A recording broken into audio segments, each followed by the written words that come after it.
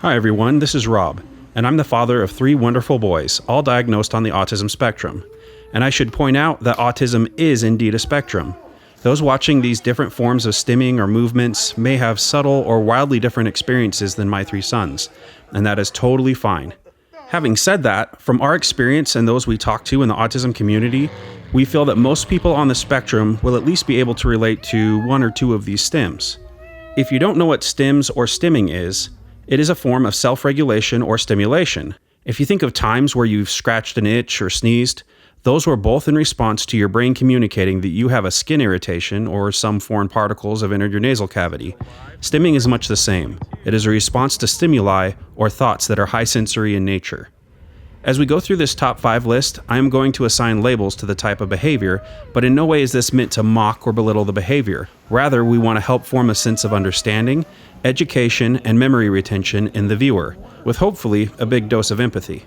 Most of the footage you will see is of my youngest son, Alistair, because out of our 3 boys, he's the one that exhibits these behaviors the most. Also, as we go through this list, please let us know in the comments if you do similar stims or something different altogether. Number 5, spider fingers. So you may have noticed many people with autism like to move their fingers in such a way it looks like a spider crawling. This is probably the most common behavior we notice in all 3 of our sons and many others on the spectrum. As you can see from my oldest to my youngest, all of them have exhibited this behavior, and usually it's a sign of having mild sensory input, typically from one noticeable sound source, flickering light, something on the TV or iPad they're interested in, etc.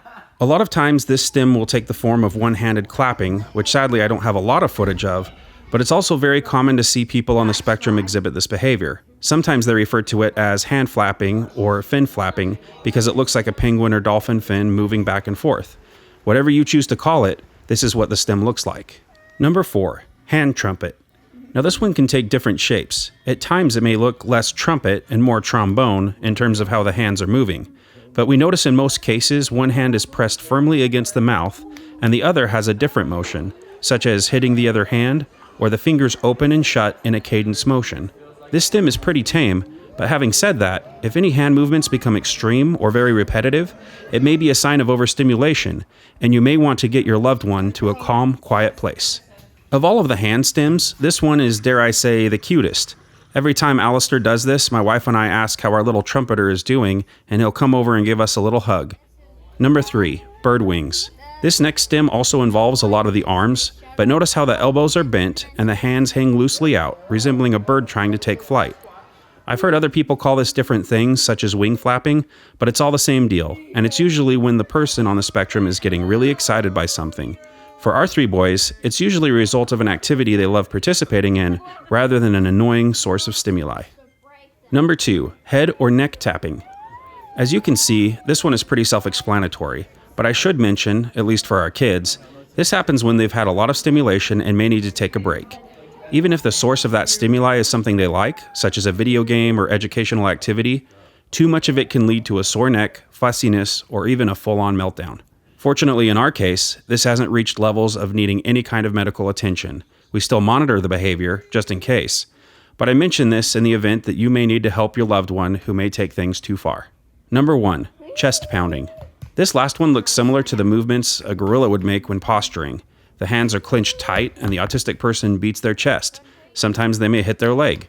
Generally speaking, this one shows the person on the spectrum is either really enjoying the moment or activity they are in, or they are getting really upset and need a relaxing break. Alistair is the only one of our boys that has shown this behavior, and the audible thud sound it makes can be alarming.